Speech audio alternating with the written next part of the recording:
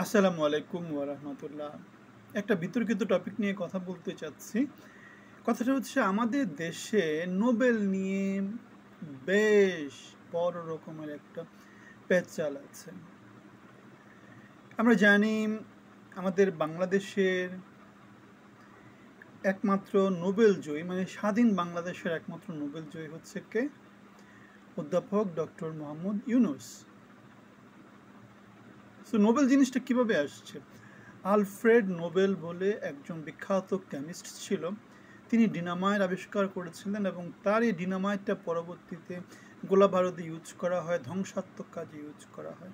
তিনি এই আবিষ্কার দিয়ে প্রচুর টাকা পয়সা উপার্জন করেন এবং মৃত্যুকালীন সময় তিনি এই ধ্বংসাত্মক কাজ থেকে যাতে পৃথিবী লোকজনের উপকার হয় সেই জন্য তিনি তার অর্জিত সম্পত্তির সব কিছু তিনি নোবেল কমিটিতে দান করে যান এবং মানুষের কল্যাণে যাতে বিজ্ঞান সাধনা করা হয় সেজন্য ফিজিক্স, কেমিস্ট্রি, তারপরে সাহিত্য, তারপরে ইকোনমিক্স, তারপরে চিকিৎসা বিজ্ঞান, এগুলোতে নোবেল পুরস্কার দেওয়ার জন্যে মানে সারা পৃথিবীতে অবদান রাখার জন্য যুগান্তরকারী এই পুরস্কারটা প্রবর্তন করেন। এখানে একটা জিনিস মনে রাখতে হবে, ইকোনমিক্স এবং শান্তি এই দুটো জিনিস পরবর্তীতে যুক্ত হয়।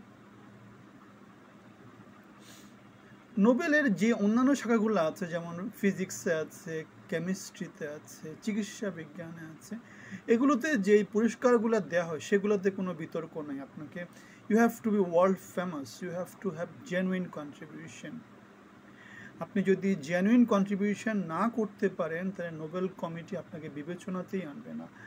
আর বিবেচনাতে আনার পরে সেটাতে আবার ওই প্রত্যেকটা সেক্টরের যে লিডিং লোকজনগুলো আছে, যেই বিখ্যাত বিখ্যাত লোকজনগুলো আছে যারা ওই সমস্ত সেক্টরের বিশ্ব নেতা, তাদের কাছ থেকে মতামত নেওয়া হয় এবং ভোটের মাধ্যমে মোটামুটি একটা কনফিডেন্সিয়াল অত্যন্ত মানে যেটা গোপনীয় একটা ভোটের মাধ্যমে বিজয়ীকে বাছাই করে নেওয়া হয় কয়েকটা রাউন্ডের পরে।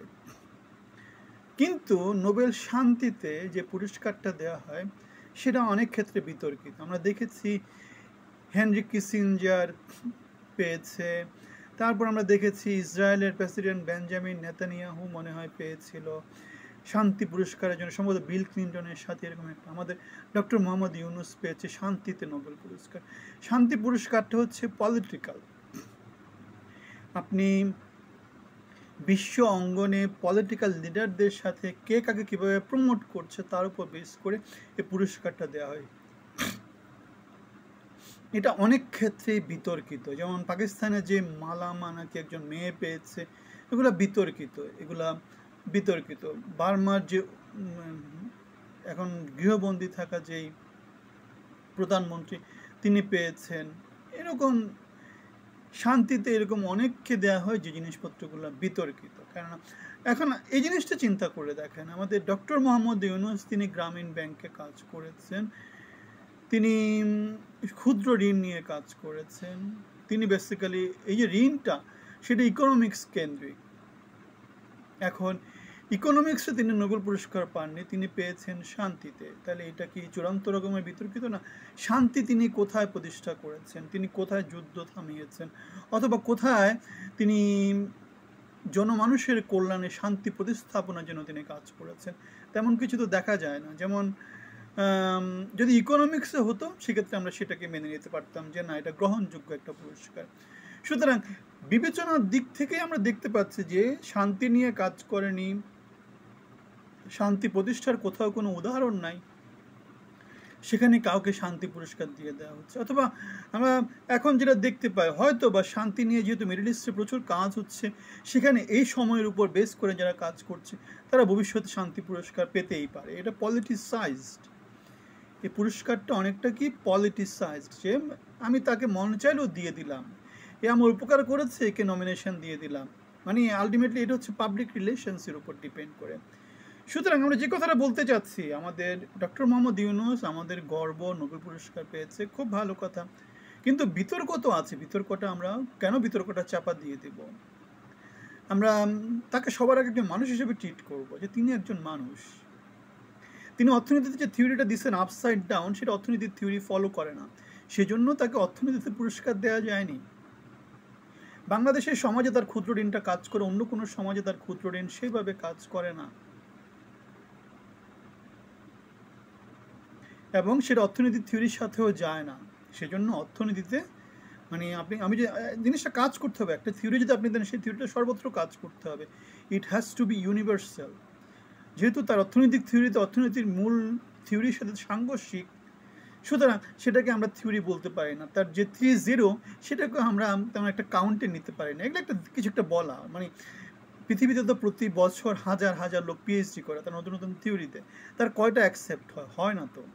সো ডক্টর ইউনূসের এই থিওরিটাও, যেহেতু তিনি একদম পাবলিক ফিগার এবং তিনি যাই বলবেন সেটাই কী হয়ে যাবে, সেটাই পত্রপত্রিকা আসবে, সেটাই পাবলিসাইজড হবে, সেটাই নানা জায়গাতে কী হবে, পিআর পাবে।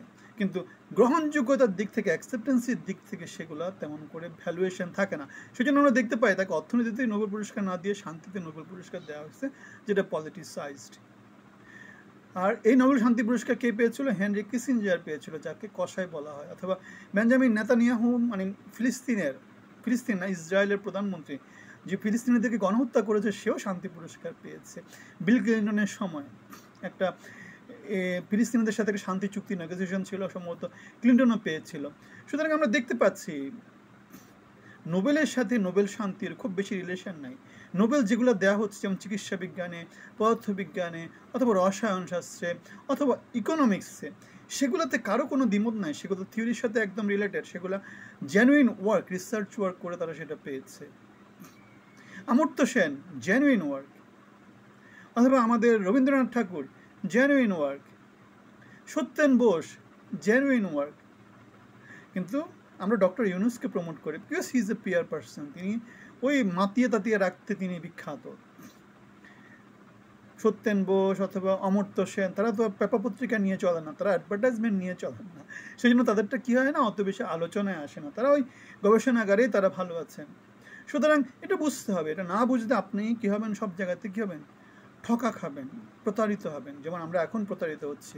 গত 7 মাসে আমাদের যে সরকার, সেটা আমাদের প্রতারণা দিয়ে চালাচ্ছে, অন্য কিছু না। মন্তব্য জানাবে, ভিন্ন কিছু থাকলে ভালো থাকবেন, ধন্যবাদ।